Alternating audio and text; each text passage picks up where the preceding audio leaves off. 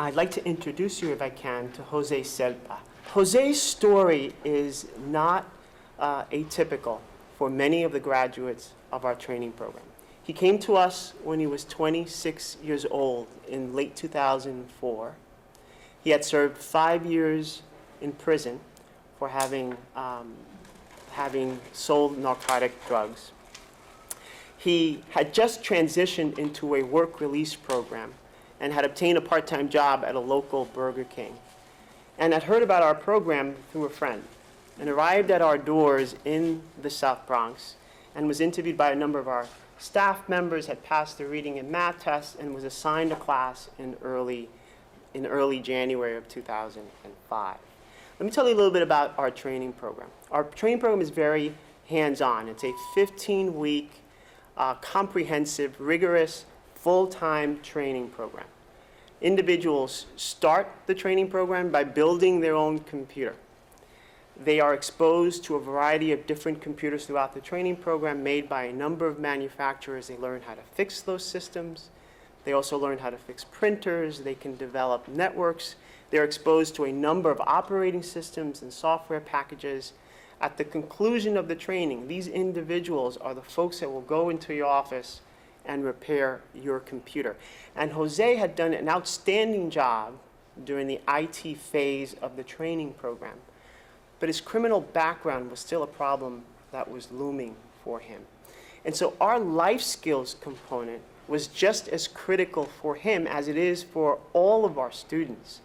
The life skills component, which is 72 hours in total, allows individuals to learn how to do things like create a resume, how to interview on a job. There are courses around conflict resolution and financial literacy. But the interview on the job was critical for Jose. And we spent a lot of time conducting mock interviews with him that were often videotaped. And we were able to show him his progress with his interviewing skills. And it was important because we had to tailor the story for him so that he convinced that employer that despite his criminal background, he was a viable candidate for a job in that particular company. Jose graduated in 2005. He obtained his A+ certification, which is an industry-recognized credential. And armed with that certification, he started working with our placement team, unsuccessfully initially. And I think this is one of the strengths that Jerry alluded to and Sheila has talked about, our ability to work with employers. The relationship that we have with local employers is extremely strong. And so when we approached an employer, man and machine, to give Jerry a chance, they agreed to do so. He overwhelmed them during the interview and landed an $8 an hour job.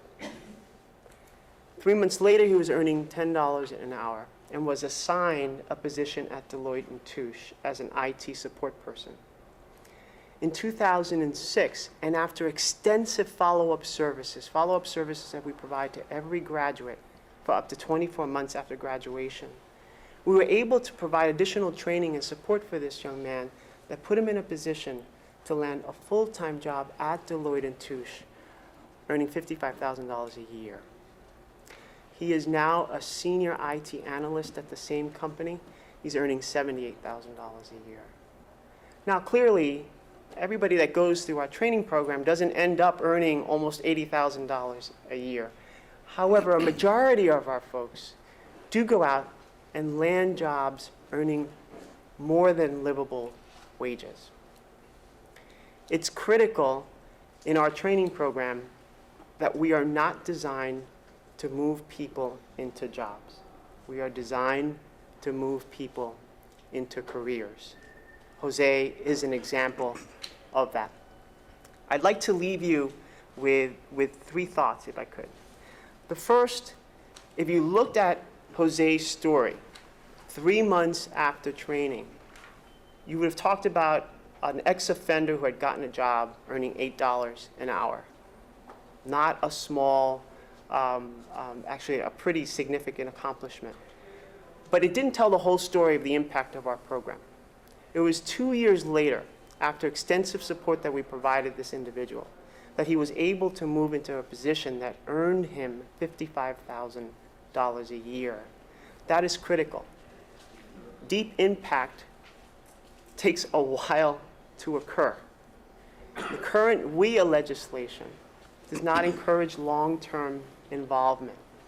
And so we are recommending that as we look at developing new language for that legislation, that programs like ours are not evaluated at 3 months or 6 months or even a year, but they are evaluated over time so that someone like Jose Selpa at 2-year mark after completion of training can be viewed as a success as opposed to not.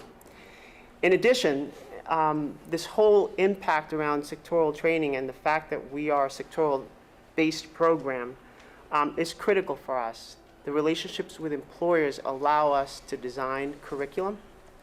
It allows us to call them up when we have someone like Jose Selpa and be able to convince them that they should take a chance on an individual like that, despite his previous background. And then finally, I think programs like this should be considered for scalability.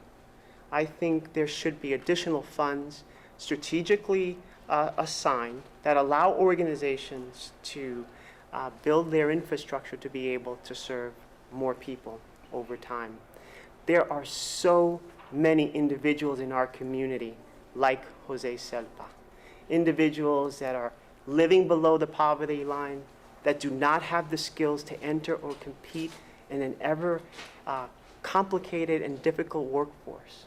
It's imperative that programs like these are supported, that sectoral training is supported, that individuals like Jose Selpa are supported.